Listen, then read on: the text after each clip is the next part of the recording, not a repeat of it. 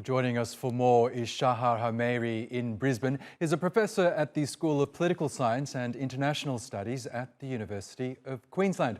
Really good to have you with us, Professor. It's impossible these days not to mention China in the same breath as Solomon Islands. Is there any link between the delaying of the islands' elections and Beijing's growing influence there?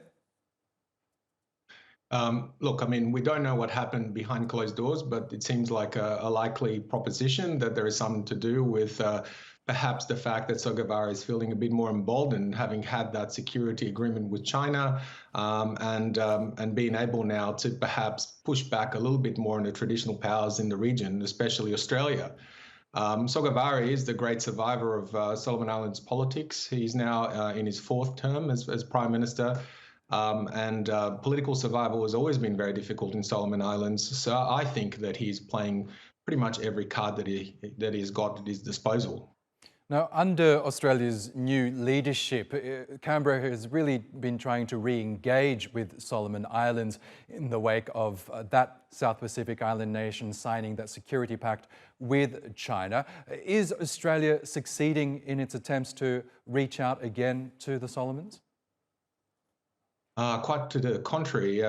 Most recently, the Australian offer to fund the elections in Solomon Islands has gone quite badly, with Sogavare, the Prime Minister, claiming that it was interference in Solomon Islands' domestic affairs. The Solomon Islands opposition strongly denied those claims by Sogavare, but nonetheless, it's making Australia's position incredibly difficult. It is quite difficult to see what the next step would be. Now, I don't believe that Sogavare is actually intending to push Australia away entirely. I think that he sees this as an opportunity to perhaps get the best gains from both sides.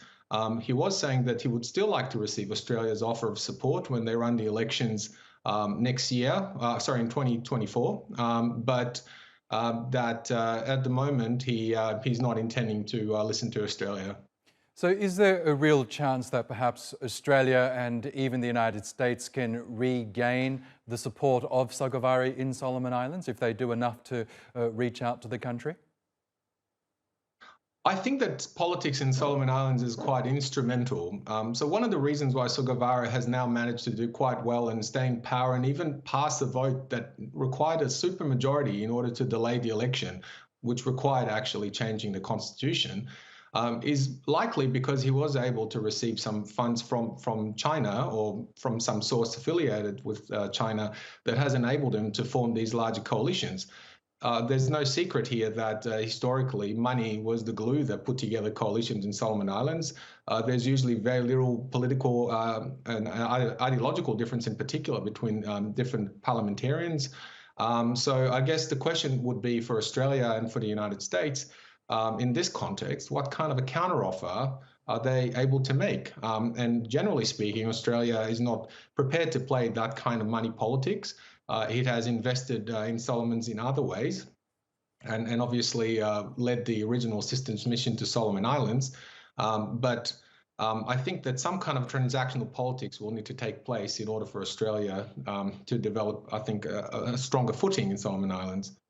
The biggest fear among the Australians and even the Americans is that perhaps China could potentially open up some sort of a military base on Solomon's territory. Is that a genuine fear?